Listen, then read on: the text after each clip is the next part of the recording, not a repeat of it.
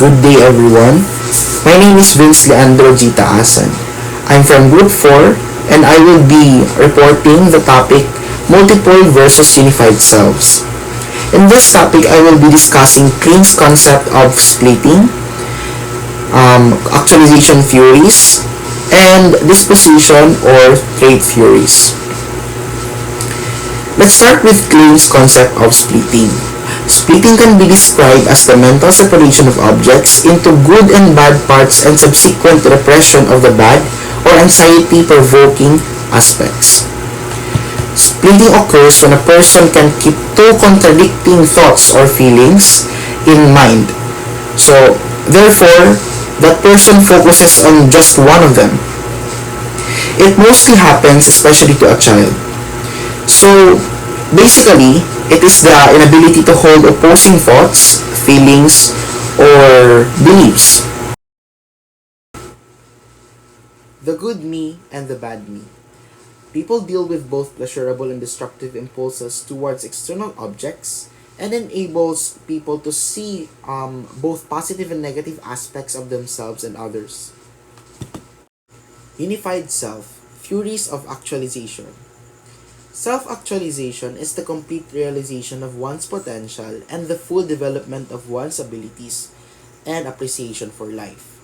Self-actualized people have an acceptance of who they are, despite their faults and limitations, and experience the drive to be creative in all aspects of their lives. So as you can see, these people are fulfilled and doing all they are capable of. So it's like the person's desire for self-fulfillment, the tendency for him to become actualized in what he is potentially. In here we have Jung, which means self-realization, a developmental process that involves the differentiation and integration of such personality components. Next, we have Adler, which means striving for success. People strive toward a final goal of either personal superiority or the goal of success for all humankind. Next, we have Fromm, which means positive freedom, love and work. Positive freedom implies that there is nothing higher than man himself. Maslow means actualization, full potential. It describes the desire that leads to the realization of one's full potential. Next is we have Rogers, which means actualize the perceived self. Rogers believed that a person reaches to self-actualization level when they achieve their goals, wishes, and desires at all stages of their life. Next, we have, I don't know how to pronounce this, Mai, which means rediscover selfhood, an accurate perceived self. Involves rediscovering our own feelings and desires and fighting against those things that prevents us from feeling and wanting. Lastly, we have Alport, which means adjustment to the environment and growth. Next, we have Maslow's 8-stage hierarchy of needs. From bottom to the top, we have biological and psychological needs. Basic life needs like air, food, drink, shelter, warmth, sleep, and many more.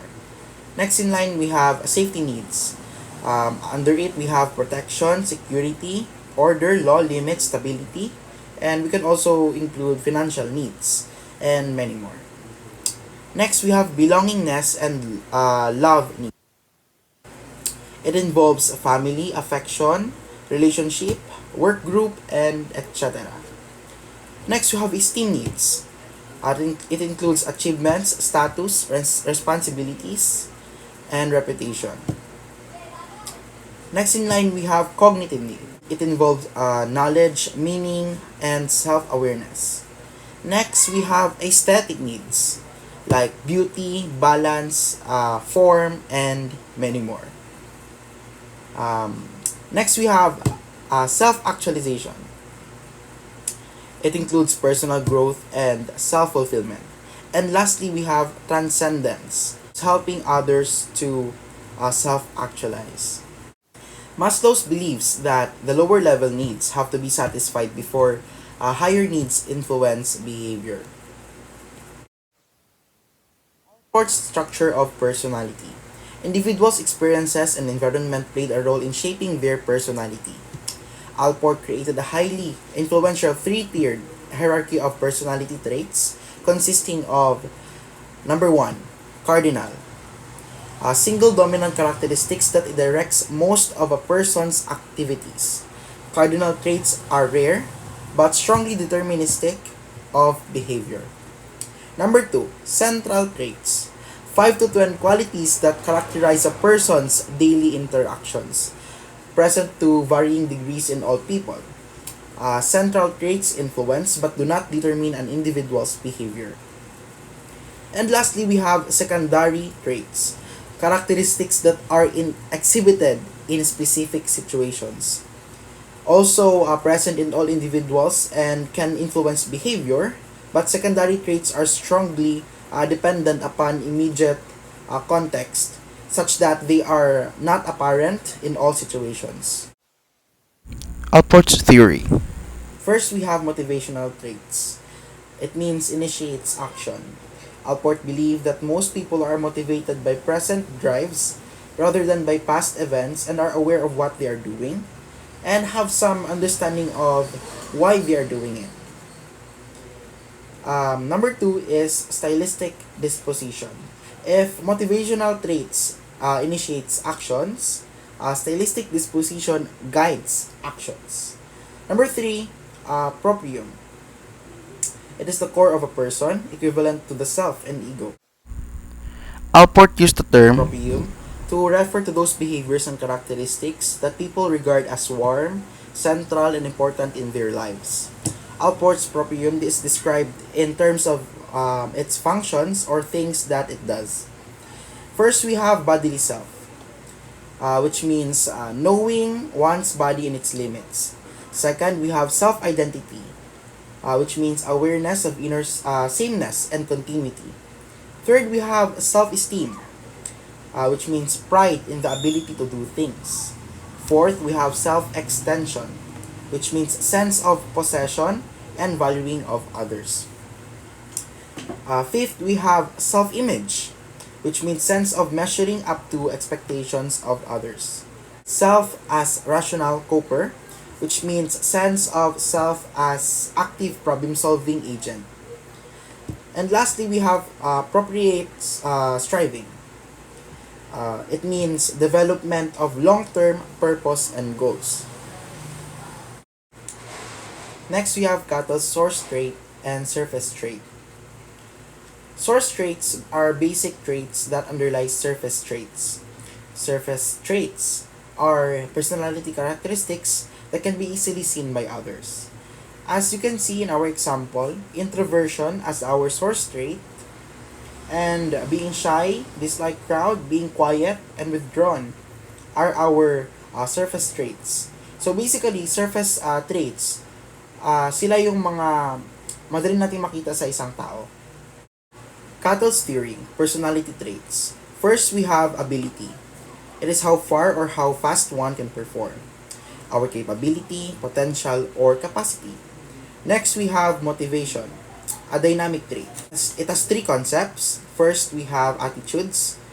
It desires to act in response to a given situation. Second, we have urges, drives or motives such as sex, hunger, loneliness, pity, fear, and many more. Lastly, we have SEMs, learned or acquired dynamic traits that can satisfy several urges at the same time. And lastly, we have temperament. It is how a person behaves. The traits of temperament are mostly innate traits that we are born with, although they could be influenced by any individual's family, culture, or their experiences. Hierarchy of behavior organization. We have psychoticism, extroversion, and neuroticism. We'll talk about it more in the next slide. Dimension of personality describes three broad personality factors. These are extroversion, neuroticism, and psychoticism. Extroversion.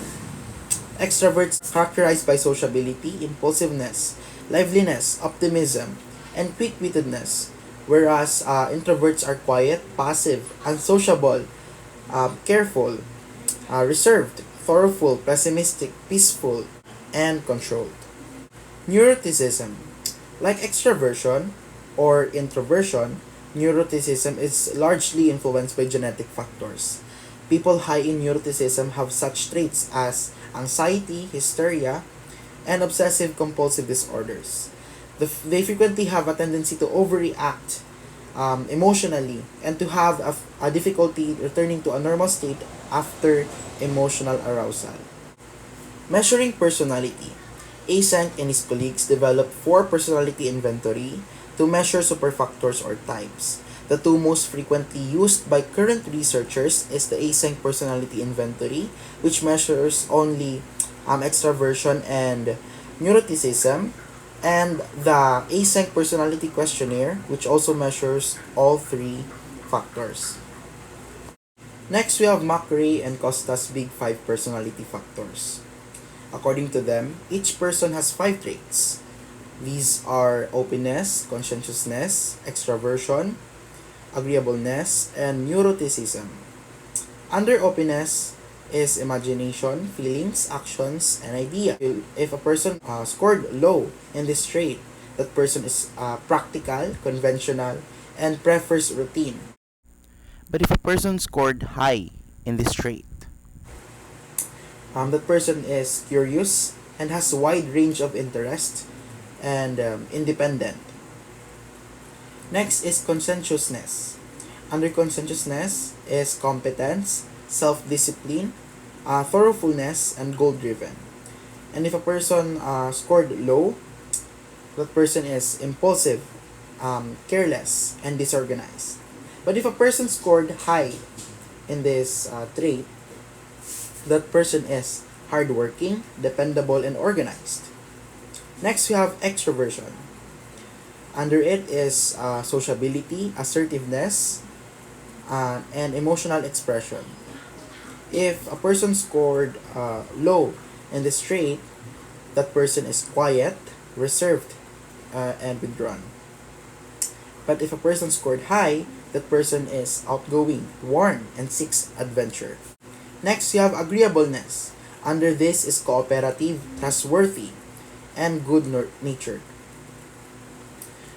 If a person scored low in this trait, that person is critical, uncooperative, and suspicious. But if a person scored high in this trait, that person is helpful, trusting, and empathic. Next, we have neuroticism, the tendency toward unstable emotions. So, if a person scored low in this trait, the person is calm, even-tempered, and secure. But a person scored high, the person is anxious, unhappy, or prone to negative emotions. And that's the concept of McRae and Costa's Big Five personality factors. There is another level of specification in the five-factor model, the level of facets, which are subcategories of the five factors. A facet is a lower order factor or item clustered in the five-factor model hierarchy, reflecting the fact that a set of items or indicators can have some commonality or shared variance that is independent of the higher order factor, and that there can be several correlated facets of for a given factor. Facets are considerably less stable than factors, and there have been many different proposals for facets of the Big Five. The table below presents the facets from one of the most popular assessments of the five-factor model.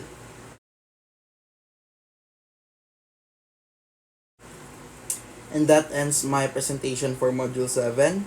Thank you very much.